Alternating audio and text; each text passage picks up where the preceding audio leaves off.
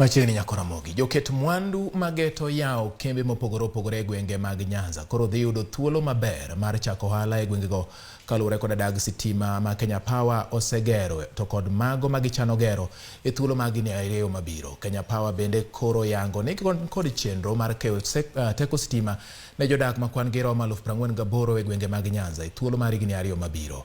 EDWIN OKOTH ne obedo gi twak makende gi jata chenro mar keyo teko sitima EDWIN kendo koro lero no wach ni e yo matut. E counties ang'wen ma Nyanza, Kisumu kende kama tamalo ma jodak man kod teko sitima osekalo 50. Mae momiyo koro Kenya Power wacho ni okang' mar neno ni kwan mar jok man kod teko sitima Homa Bay, Migori to kod Siaya omedore kod mieche maromo 48,000. Jatend chenro mar keyo teko sitima e kambi mar Kenya Power EDWIN wacho ni kembe mabiro tiyo tijno ibiro yangi kapok ochopo dwe mar 8 higani. Gweng'wa mar Homa Bay wadwa miyo dhano or miere 17,083.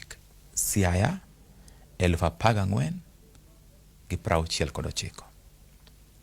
Gweng'wa mar Migori 10,803. Kisumu 7,034. To piny owacho bende pod nigi mpango kokalo kuom migawo mar rek bende mondo watim migawo mag last mile gi ekima thoth. Kenya Power wacho ni gero dag mach mawendo Homa Bay, Rangala kod Kibos koro osemedo thuolo mag chako kembe e gwenge mag Nyanza ka moko kuom kembe osechako chwalore machiegni. Bedonwa gi dag stima maduong' ma Kibos ka koro omedo jogo madwar keto kembe e gweng'o mar Miwani.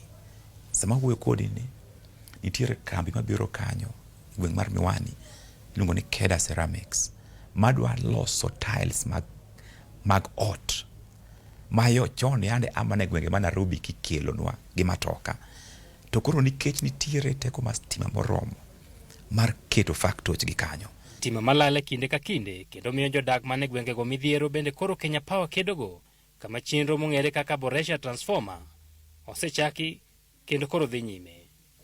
Mpango niendi manyo koro kao transformer matindo ma koro keo mach e gwenge kaachiel gi lainde mowuok e transformer gi ma koro dhi e miere mondo koro watim ne gimiluongo ni proper preventive maintenance, rit mageng'o kethruok masa ka sa. Masani koro waseko manyo jogo mantiere gi knowledge oluongo ni skill casuals mawa engage especially Siaya County. Kenya Power bende kwayo jogo manoyudo teko sitima e yo ma ok owinjore mondo chope apisegi mondo gigeng' muko mag laindego manyalo miyo magi sitima. Gimomiyo ber mondo iyud mita mantiere e nyingi en ni nawacho ni sitima gima ber to sitima bende nyalo kelo madhara. Kopo ni shida moro maki gi stimbino wabro penji ni miwa mita namba mari. Ka koro kwang'iyo details mane mita namba to wayudo kopogore kodi to mana wach makoro penji to gini yudo nago in na ng'at makoro omak manyaka kodwok mana penjo ni mita ni kwalo kanye. Okang' manyalo chuno wa mondo mikoro wafwal laini en seche ma laini oger nguso to en laini manyalo kelo masira nikech ng'eni laini mar stima kogore piny to pod en gi mach nyithindo tugo kanyo seche moko lwar e pi jamni dhi modho dongo nego dhok.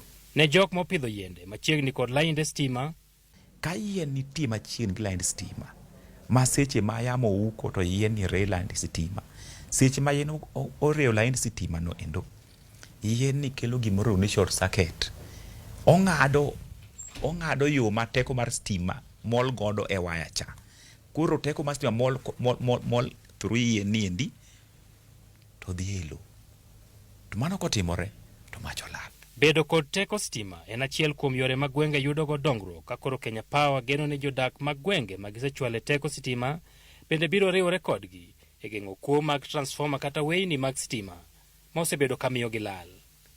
EDWIN OKOTH, Ramogi TV, Nairobi.